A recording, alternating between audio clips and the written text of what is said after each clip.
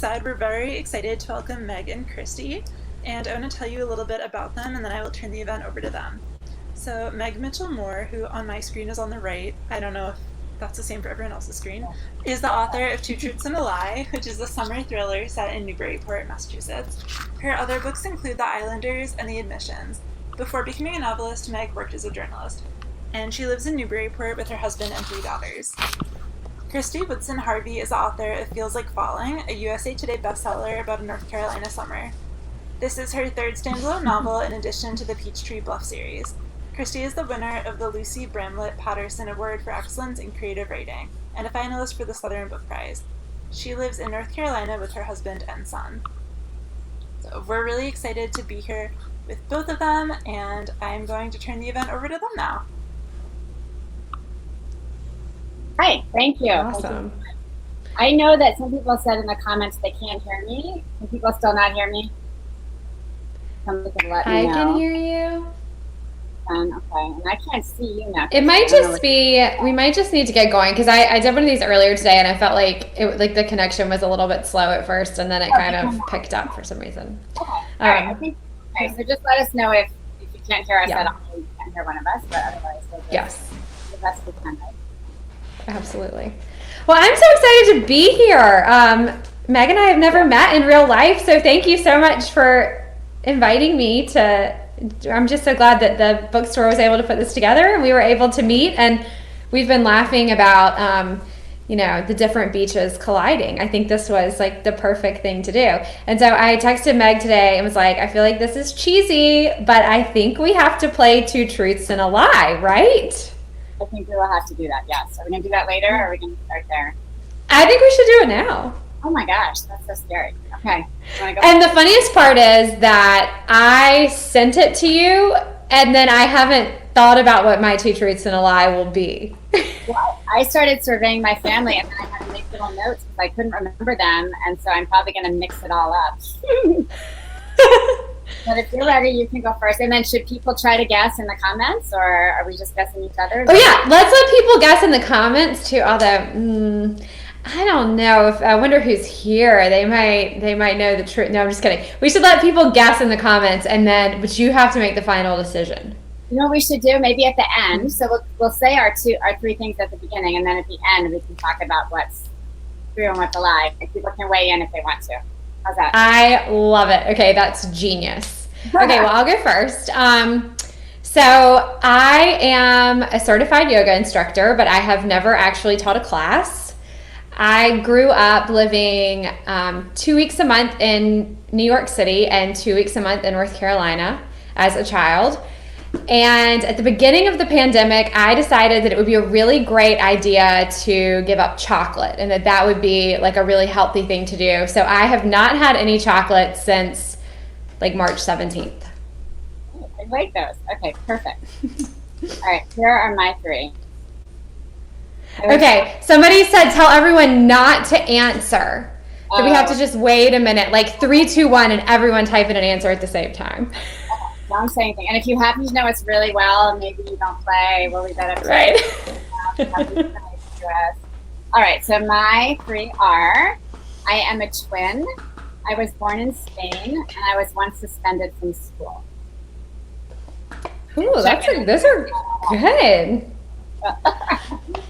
Earlier I was like, I should totally read up on her more so I know. No, I didn't read up on you either, so I actually don't know. But I did really love your book, so I'm so excited to talk about that. And I think it's so interesting, the difference between a northern New England beach book and a southern beach book. I don't read a lot of southern fiction, but when I do, I love it. And when I visit that part of the country, I love it. So it was so much fun to be immersed in that. I really, really enjoyed it.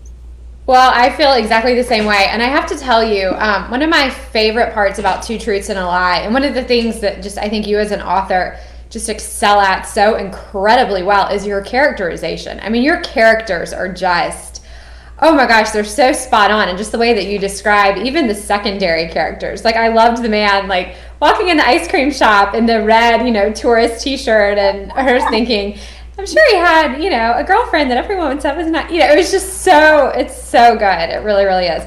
So do you want to start off and just like tell us a little bit about Two Truths and a Lie?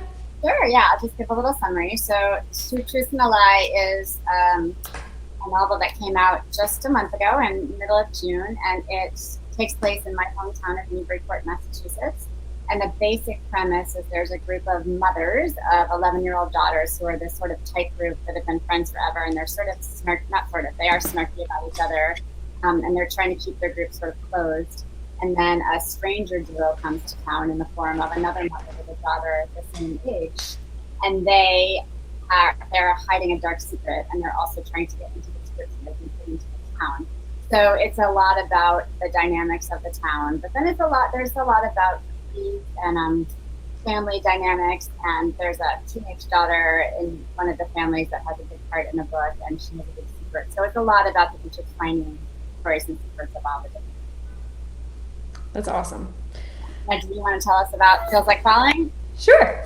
So this is Feels Like Falling. It actually came out April 28th, so I can't believe that. Like, it's almost been out for 3 months. That like really blows my mind, right? Or 2 months. April to May, June, 3 months. It's almost been out 3 months. Time means nothing to me anymore. It's just like drifting away. But Feels Like Falling is a story about Gray and Diana, who are two women from very different worlds who meet when they are both having a really bad day on the heels of a really bad year. And so on a day when Gray could really use a little good karma and Diana could really use a little good luck, instead, Gray inadvertently gets Diana fired from her job. So this is not the ideal way for these two women to meet, but it does end up thrusting them together in this sort of unusual situation. And they end up learning that they actually have quite a lot in common and helping each other move into what I call in the book Happily Ever After, the sequel.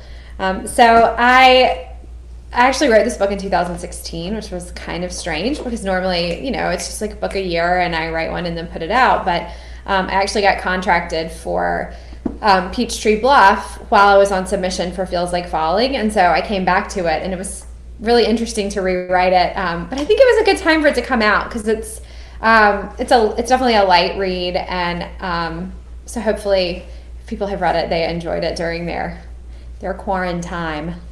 Oh yeah, I think it's perfect for that. But what I really liked about it is it's light, but it's not. You have some serious stuff in there. These women are dealing with some actual real things, and I love how you were able to do a light touch with it. But you also, it is an enjoyable read and it's a summer read, but there's some heavy stuff in there, and I really appreciated how you balanced that. I think that's really hard to do.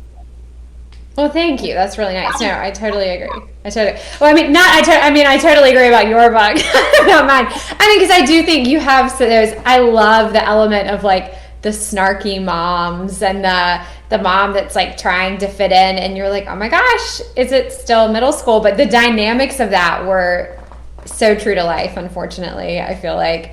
But I'm really interested that you have a journalism background. And I actually do too. So did you always know that you wanted to write novels, or was that something that came later for you? I did know.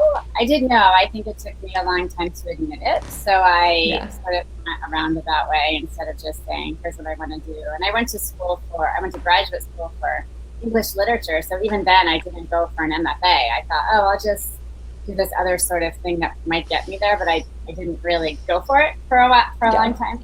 So I think that's pretty common. I think it takes a lot for some people. Some people get right to it. Some people it takes a little while to admit that the fiction is what you want to do, and that's what happened to me. How about you? That's like exactly my same path. That's really funny. I got a degree in journalism and a master's in literature. I did not do the MFA. I did not know that I wanted to write, really.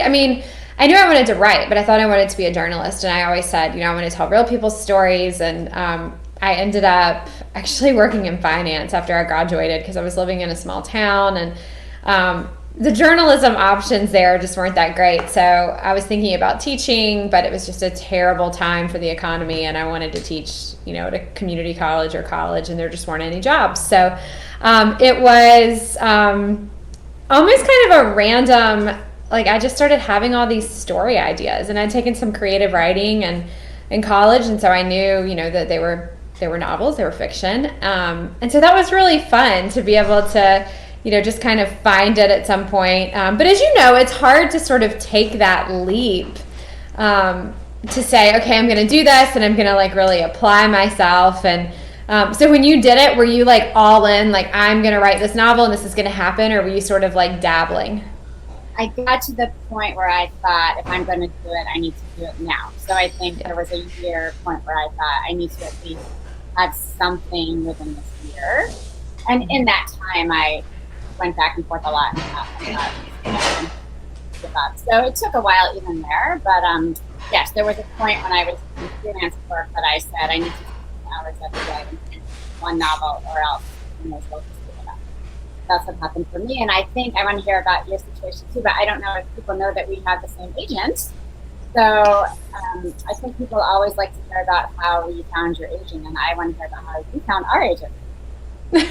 Well, okay, so Elizabeth, our amazing agent, was actually not my first agent, which is kind of funny. I found her a little bit later, but my first agent, I mean, I was just super green. I did not know anything about the publishing world. I didn't know anything about getting published. There was just really I just didn't really know what I was doing. And so I just blindly submitted query letters to any agent that I found in this big book that represented what I thought I wrote. And this will probably make you laugh, but I didn't even really know what I was writing. Like when people would say, oh, like, what's your genre? Or, I take commercial fiction or upmarket fiction or romance. Like, I didn't even really know what I was writing when I started writing it. But yeah, I sent out some query letters, and the first agent that was like, yes, I want to sign you, I was like, oh my gosh, this is happening. But I actually ended up winning a writing contest, which was really crazy. And that's how I got my first book deal, was from a writing contest, and an editor at Penguin found it. And so what about you? Was Elizabeth your first agent? Yeah, she's been my agent the whole time. And as you know, she's awesome. Amazing. So I feel so lucky. It was a long, almost 10, no, more than 10 years ago. I think it was 2009 when I first signed on. It was 2009. And I was doing the same thing. I was querying a lot of agents, and I was getting to the point where some were saying, yes, maybe I'll read a chapter, and then they would reject it, or they would read a book and then they would reject it. And I was doing that whole process, which is really painful. And Elizabeth happened to just really connect with the material, and I took it on, and she's been my agent ever since. That's so awesome. Well, the funny thing is, the really funny thing is, I had just gotten a new editor. So I was at Berkeley, which was a part of Penguin, and then I went to Gallery Books, which was a part of Simon & Schuster, and I loved my editor there, and she was really good friends with Elizabeth, and she actually introduced us, which is really funny. I was in New York, and we met up and we had breakfast, and we just kind of clicked, which, I think you mentioned, but she's awesome. And I'm so glad. So I was listening to this thing an agent did the other day, and she was like, yeah, one of my rules is I try really hard not to be friends with my clients and not to get too involved in their personal lives. And I had a call with Elizabeth later that day, and we were like talking. And then I was like, I don't think that we followed that rule very well. No, not at all. And I think what we connected so much at the time was that my book was about a mother with young children, and I had young children at the time, and she had just had her baby, or maybe he was one or so, but she was in that world, so she connected there, but we connected on that level too as moms. So I think we've always sort of had that the whole way through. Yeah.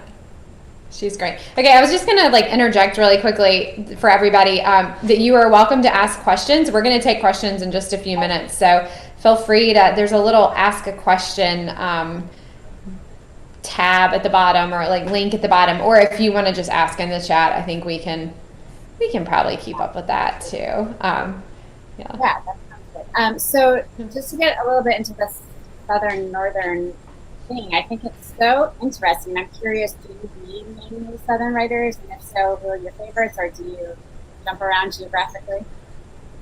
I definitely jump around geographically. I'm not just reading Southern books, and I mean, I love the area that you write about just in general. I mean, I love going there and visiting there, and it's so beautiful, and you capture it so well in your books.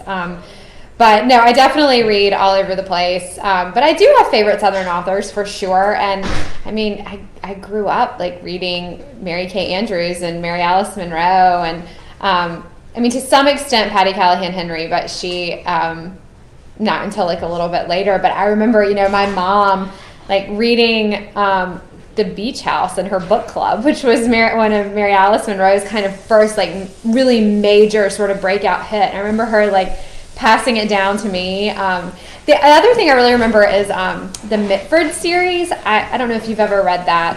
No, I've heard of it, but I haven't read it. Oh my gosh, it's so sweet. And I read it probably in high school, which was just, there are not too many things that you can read that are like, it was very, or maybe even middle school, because it was grown up, but it was also just like very wholesome. And this Mitford, this world that Jan Karan creates is just so incredible and so amazing. And I really thought about it a lot, in particular when I was writing the Peachtree Bluff series, because I remember thinking, I don't even really care. I mean, you want people to remember your story always, but I remember thinking, I want people to remember Peachtree Bluff. Like, I still remember Mitford, all these years later.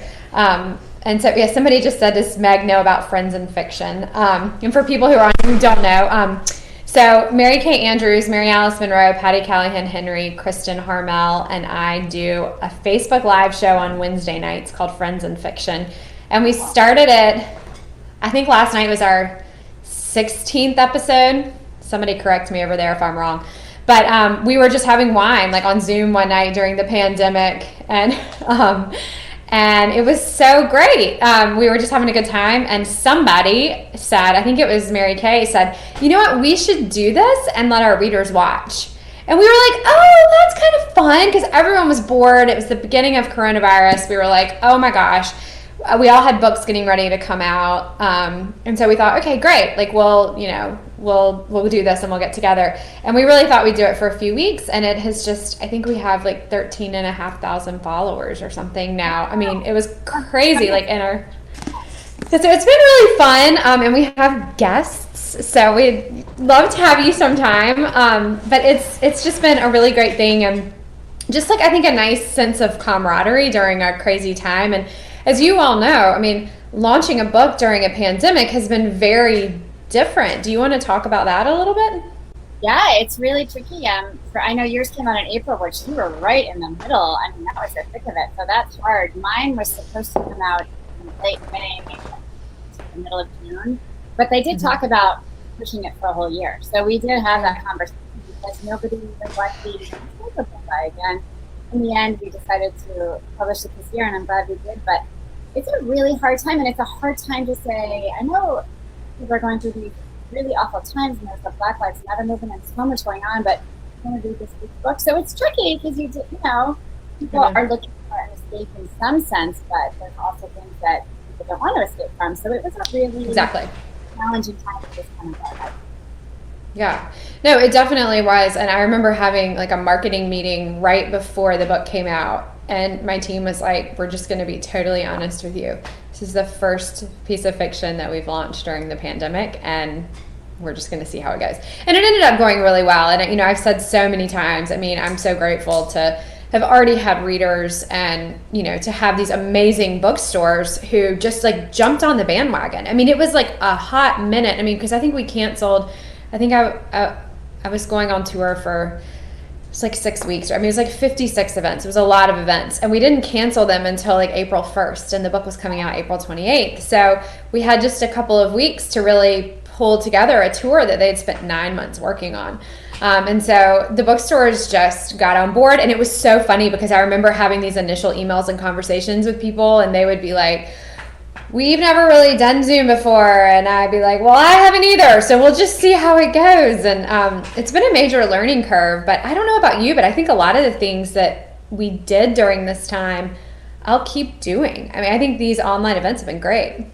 I think so too, because you can connect with people who you would never, just geographically, would never get the chance to talk to. So that's been amazing. And in Newburyport, we have a literary festival that happens every April where we bring in a lot of writers from New England, but some from, New York and other places on the East Coast. And that was one of the first things to be canceled when we thought, oh, it seems like this pandemic is going to be something. And we were even uncertain about canceling it because it was that early on.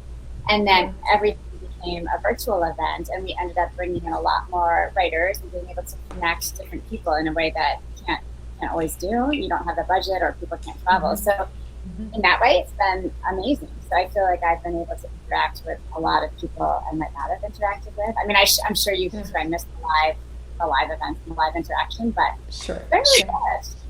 No, I do, and I think I might have said this to you in an email, so forgive me if I'm repeating myself, but I do think being able, we've never met in person, and we might not have had the opportunity to, do an event in real life together. So it's been really fun to, be able to connect with authors that you don't always see when you're on the road. For sure, yeah, definitely. Okay, do you want to start taking questions? Sure, let's take a look. Michelle Marcus wants to know who your favorite authors are. Oh, okay. My favorite authors, it depends on really the time of year when I'm reading, but in the summer I always start with I love Ellen Hildebrand, so I always start with her summer book, no matter what. In the same way that you're always, you read Mary Alice Monroe, my go-to is the Nantucket book for sure.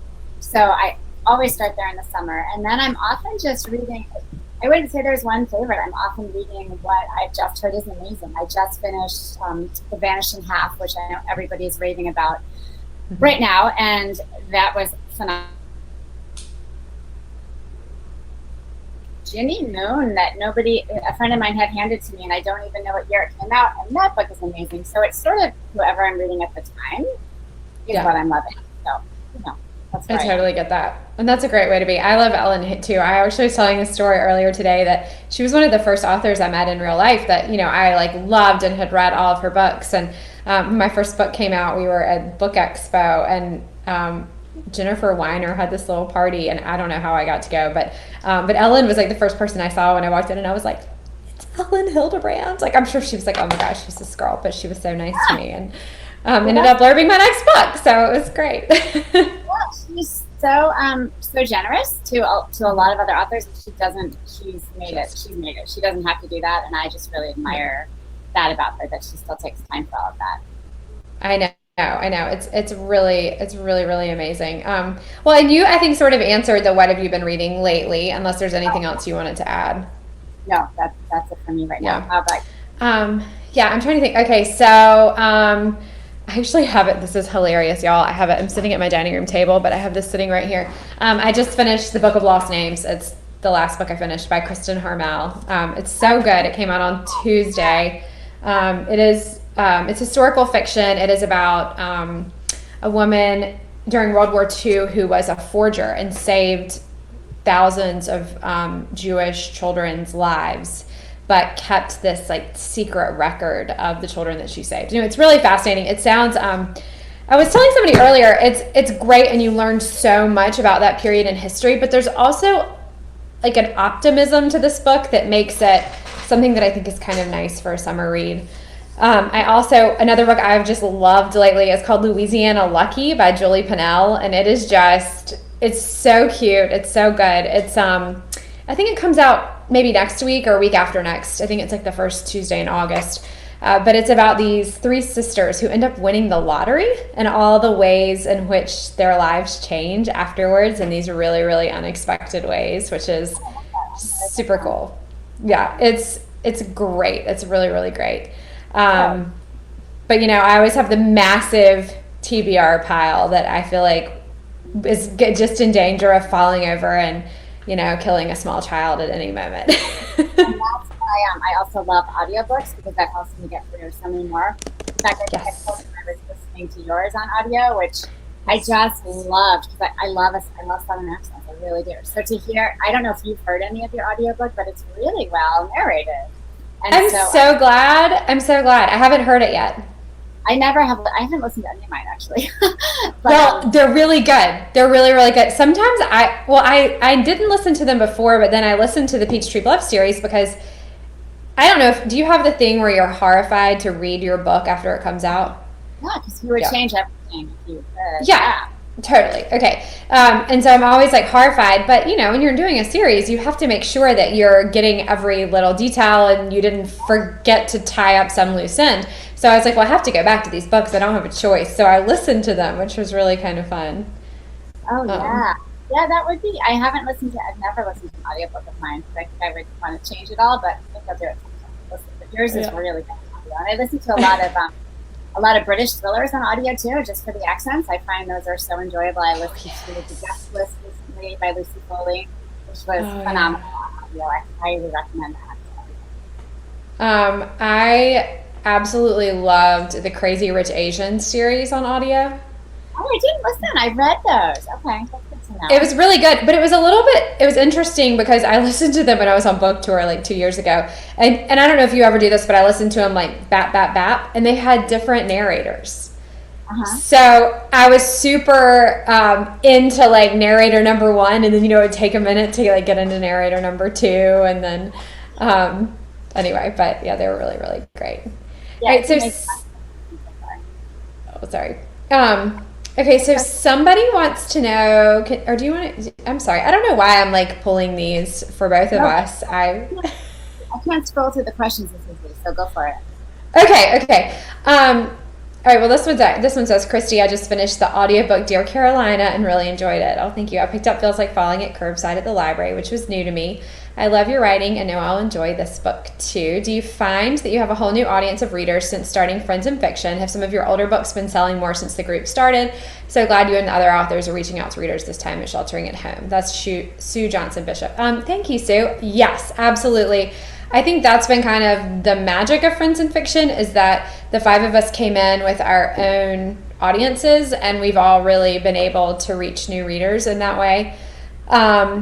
I will have to say, I don't know. I mean, I feel like I'm certain that my backlist has sold better. I guess I haven't been paying as much attention because I've been so focused on Feels Like Falling.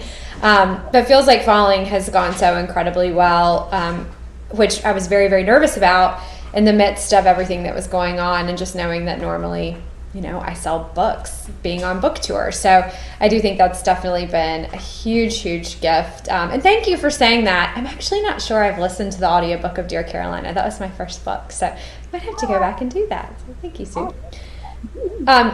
Okay, Meg, this is cute. All right, recommend a book. Michelle says, recommend a book and wine pairing for one of your books. Oh, I like that.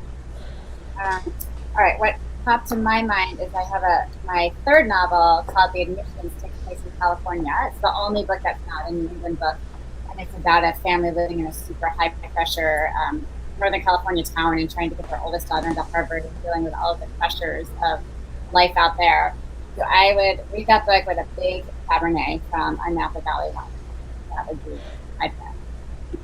I love that. Well, I was listening. My favorite thing, you know, I don't even know if you know this, but I live on the coast of North Carolina, so I live at the beach too. And I was laughing so hard at the scene where one of the moms asks one of the other moms, she wants some summer water, i.e. rosé, which, you know, is certainly, so I always say, when people are like, what would you read with your books? I'm like, what would you drink with your books? I'm like, rosé. That's just my favorite always. I love it. It absolutely is. Where your book takes place, is that fictional? So my first two books actually were set in real places, but then Peachtree Bluff is fictional, and I wanted to set it in Beaufort, North Carolina, where I live, but my editor just wanted a series in Georgia, so I changed it to Georgia, and it is based on Beaufort where I live, but it is not Beaufort where I live because I live in North Carolina.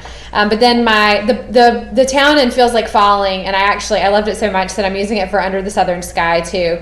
It's based on Morehead City, North Carolina, which is like right over the bridge from Beaufort where I live. It is not a real place, but I wanted to take these parts of Beaufort, Morehead City, and Atlantic Beach are all together like this. And they're all really, really tiny.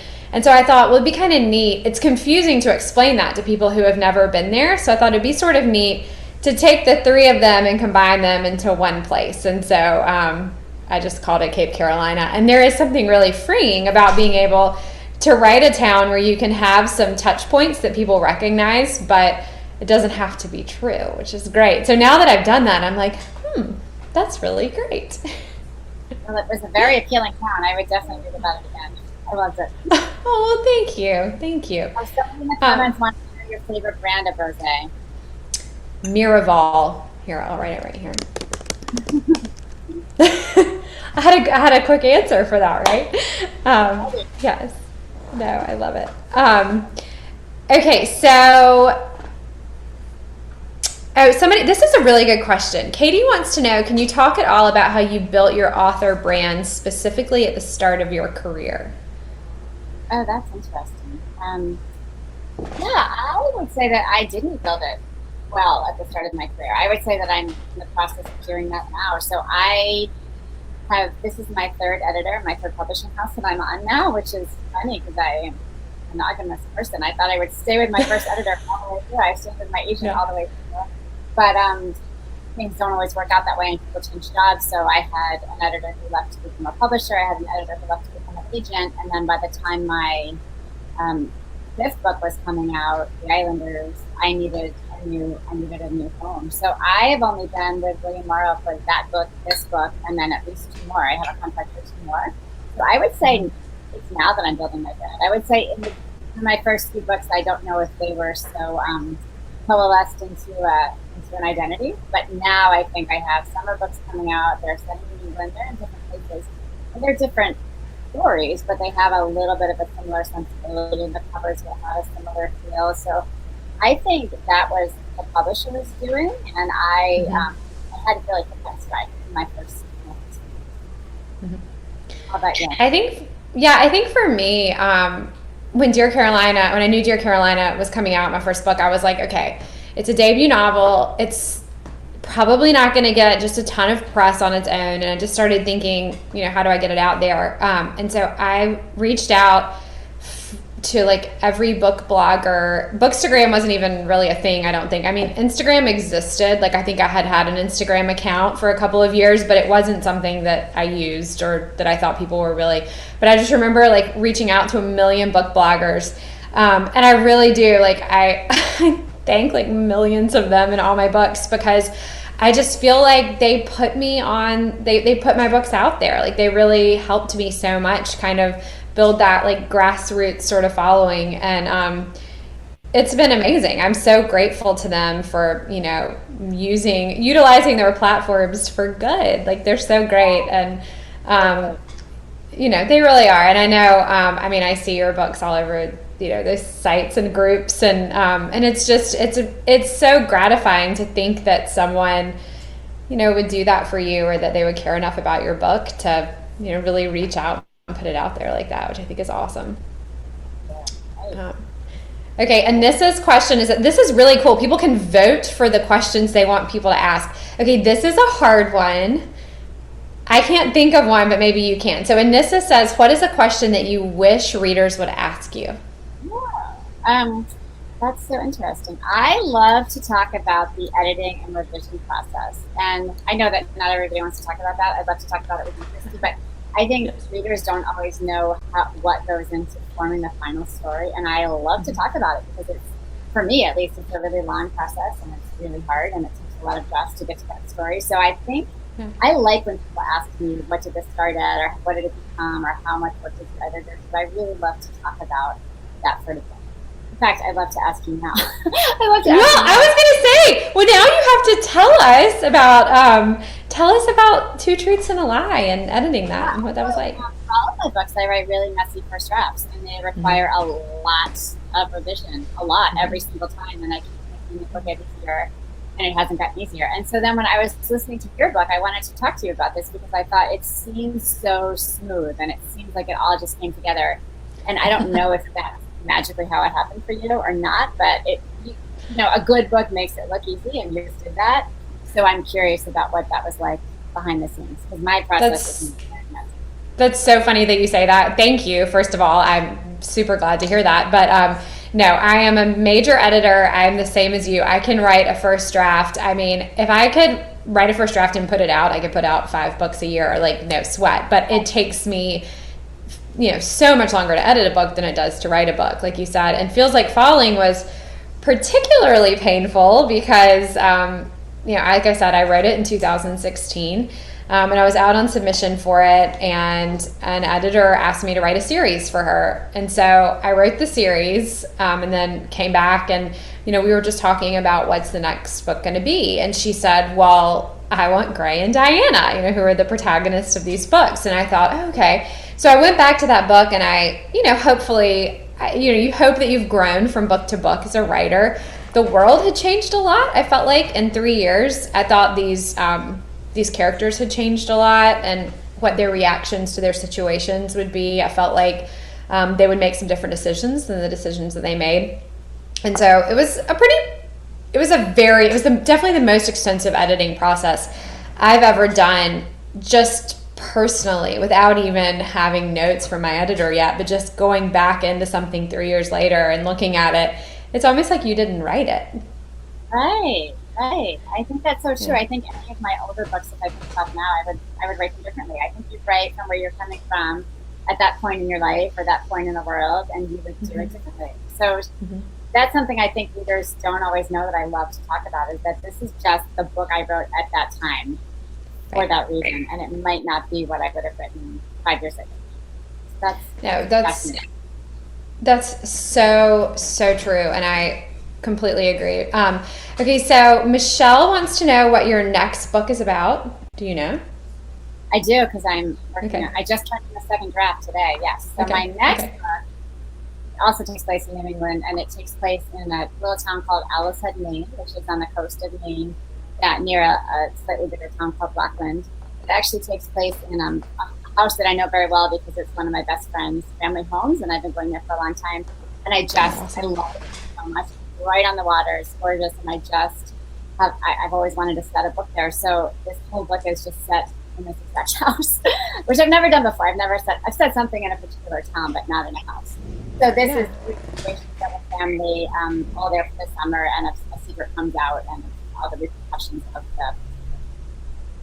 I love a good secret story. That's so awesome.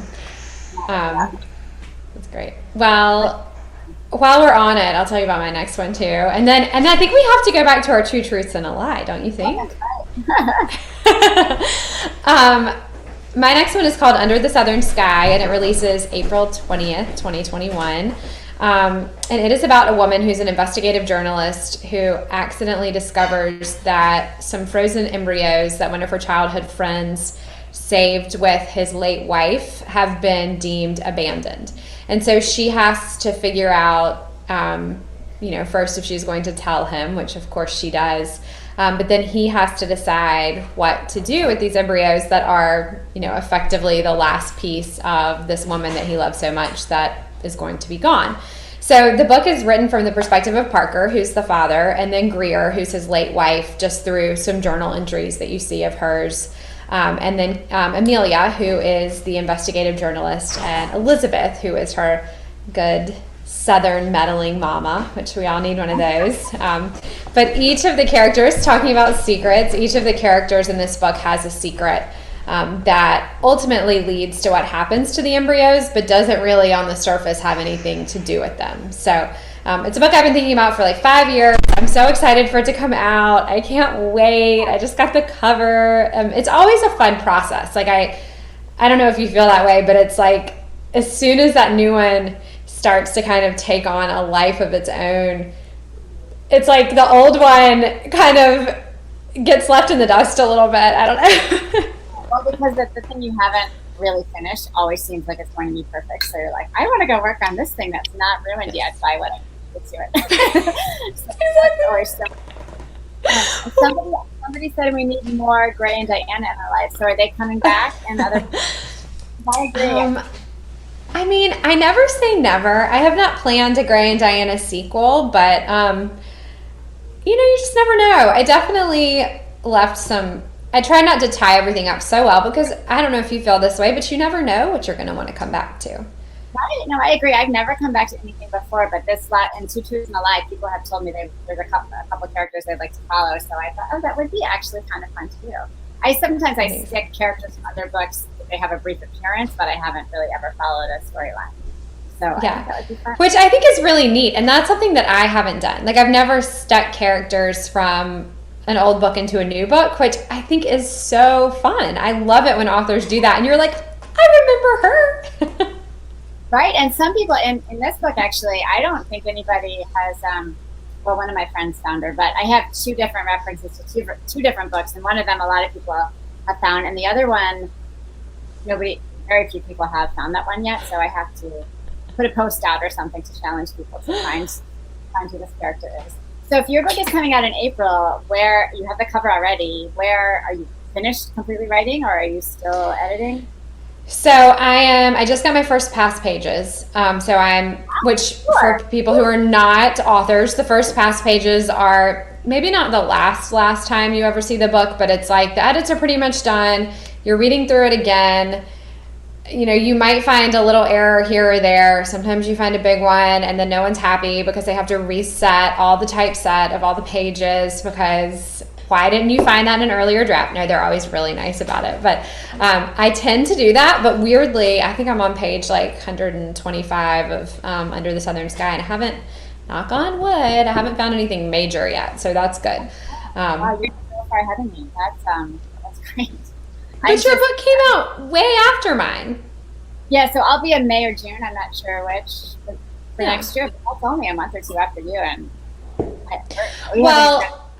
so yeah, you're I think we are very far ahead on this book. I feel like we are. We got really far ahead on Feels Like Falling because I had already written it. So that was really cool, and we really wanted to have I'm sure there are these places in every region, but we have the Southern Independent Booksellers Association, and they have a big trade show in September every year. And I never have ARCs for the trade show because being an April or May release, I always get my ARCs in like November or December. And so I was like, we have this really early book. I really, really want ARCs to be able to give to all these amazing Southern booksellers that have, helped me for so long. I want them to be able to have them at the meeting. And so they were able to make that happen. And that was awesome. So then I was just sort of ahead after that because we pushed really hard to get ahead that year. And then it just kind of got us on a new schedule. So yeah, that's great. It really does. I think that's another thing who don't know the industry that well. Mm-hmm. People might not know, but it really does help to have that early attention and have booksellers be able to read it. But sometimes when you're on a book year schedule, it's that time because you're on a tight time frame. But that's always good when you can get it out there early. Right. It's like you pay for it on one end or the. Well, it's like what you're saying. I'm assuming that you do not plot your books, that you're kind of a pantser. Not very well, yeah. I try, but it never works out. Yeah. See, I'm the same. I'm such a pantser, and it's like people are like, well, you pay for it on one end or the other. Either you outline and you have this incredibly structured way that you're writing your draft, or you have to edit like crazy. And so I think you and I are in the edit like crazy boat. So I guess it's kind of like, so I guess it was like that. You can push to get that book out early, to have those ARCs early, and you kind of pay for it on that end, but then it's kind of nice because you get a little break. So yeah, that's true. Great. Okay. Are you... Oh, somebody said something about Olive Kittredge by Elizabeth Strout, which is a book I really love. That's a great book. And then the follow-up to that, The Olive Again, is really good too. So good. Do you want to do our two truths and a lie? Wait, I forgot. How are we going to do it? Is everybody going to weigh in at once? Who has an opinion? Okay, do people remember? But I feel like we can't say them again because if I say them again, everyone's going to know because I'm going to give it away. Do I even remember what I said? Yeah, I do remember. I know what you said because I wrote it down. Yes, I do remember what I said. Yes, I remember. So no, I guess we won't say it again. And then do people want to put in their little votes and we'll see? Yes. Okay. So let's do yours first. Okay. So we're going to do Meg. So everybody has to say at the same time, everybody that wants to weigh in, what do you think the lie for Meg was? Okay. 1, 2, 3, go.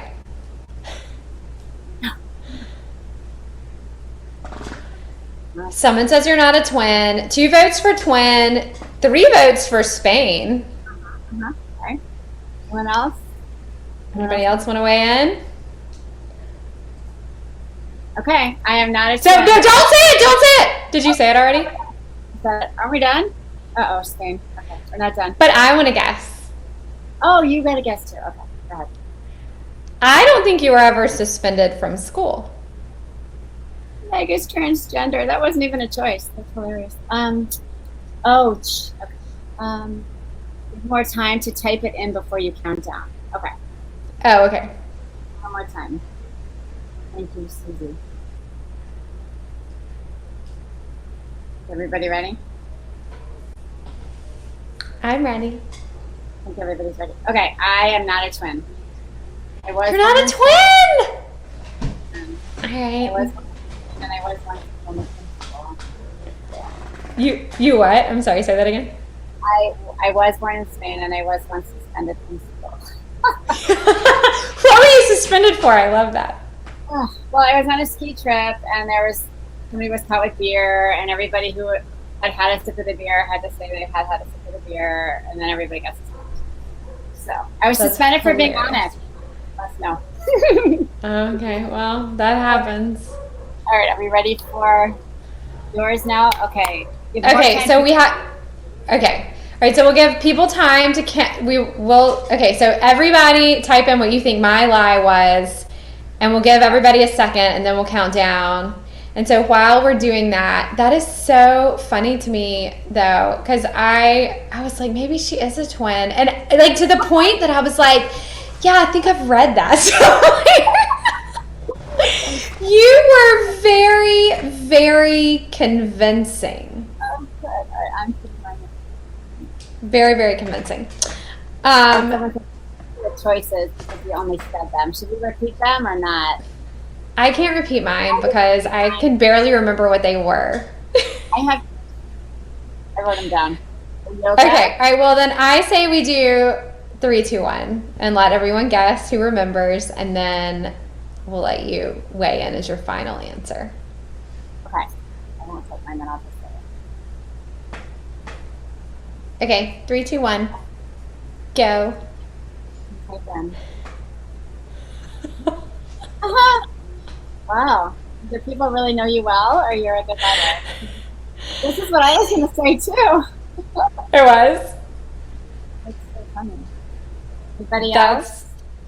Does anybody else want to weigh in? 30 more seconds, and then we'll say it. Wow. You're getting across the board. This is not fair because these people know me really well. I don't know you well. That was awesome, I guess. Oh, but okay. I did not give up chocolate. That was definitely the lie. And I am definitely a chocolate addict, like in a big bad way. So yeah. I have given up. I've given it up for Lent before, like when I was younger. I thought that was a good one. I thought people were going to be like, "Yeah, look at that. That was a pretty convincing story." that's funny. Evidently not. All right. Well, this was so fun. I'm so glad that I got to meet you, and I'm so glad that I got to be at Belmont Books. And this was absolutely wonderful to get to meet you. And if you guys haven't read our books yet, and we love our independent bookstores, so please make sure to support them if you can. We're so grateful to Belmont Books for hosting. Yes, thank you so much. This is wonderful. And I see there's still a couple questions here, but we can always answer them in the chat, right? That still goes on after? I don't think the chat goes on after. Okay. Oh, we should do them really quick. They're quick ones. All right, do you both prefer writing books that take place near where you live? I prefer writing a book that takes place in a place that I know well. It doesn't have to be right where I live, but I like when it's a place that I can really sink my teeth into, and I know a lot of the restaurants and that sort of thing. How about you? I completely agree. Yeah, I completely agree. I think it's easier to build a world when you know the world really, really well. For sure. Okay, what about your writing process? Space, place, time of day? Okay, well, pre-pandemic is probably different from pandemic. Pandemic, it's anywhere I can just get a quiet moment with the kids, and my husband's also working at home, and so it's just wherever I can hide. When the world is open, I go to the library a lot. I go to coffee shops, and I work from my home when nobody else is home. And time of day is when my kids are in school, but that's all blown apart now. What are yours? Yes. Mine has changed a lot since the whole pandemic thing, but I have started getting up early in the morning. Not early. Most people would be like, that is not early in the morning, but I love to sleep late. And so during a pandemic, when I don't have to get up and take Will to school or like really have to be anywhere at any time, I could have slept in every single day. But I write at about 6:30. And I'm usually done by like 7:30 or 8. And it's great because it gets it off my plate, and I can do everything else the rest of the day. So that's awesome. Okay, and then do you have any favorite book, like blogs or groups or... I completely froze, and I'm not going to be able to think of any of what I follow on Instagram and all that. So hopefully you can do that. Okay, I know. Well, that's what I was just sitting here. I was like, there's so many that I love so much. But A Novel Bee with Kristy Barrett is a great one. That's one of my favorites. Oh, yeah, which I know you love also. Great Thoughts, Great Readers, which is run by Andrea Katz. That's a really great one. There's so many. Traveling with Tea by Tamara Welch. She was one of my like very first like little like book friends online. I love her. She's one of my favorites. There's so many bookstagrammers. Like I could be here all night. I could do this for hours on end. But Aries Girl is one of my longtime favorites. Anyway, so many. But I love the ones with the dog. I love dogs, so there's a lot, and I can't put them in, but a lot that have their dogs in the book. So I gravitate toward all of the dog book clubs. I love it. There's one, Read with Mason, and she posted a picture today of Feels Like Falling with her cat, and her cat is like laid out. And I was like, I want Hazel's life right now. She looks like she's having a good day. That. Yeah, stories, right? I saw that. Yes. Yes. Okay, sorry. We're all done now. I'm sorry. I should have done that before we... No, they just popped up. Yeah. So thank you, everybody. This was a really good audience. So much fun, and so nice to meet you, Kristy. It's nice to meet you. I hope that we get to do this again. Yeah, maybe in person next time. I hope so. Thank you so much to Kristy and Meg and to everyone for joining. This was a great event, and I loved hearing about your books, and I know everyone else did as well. Great. Thank you. Okay, thank you. See you guys soon. All right, good night, everybody. Thank you all so much. Bye.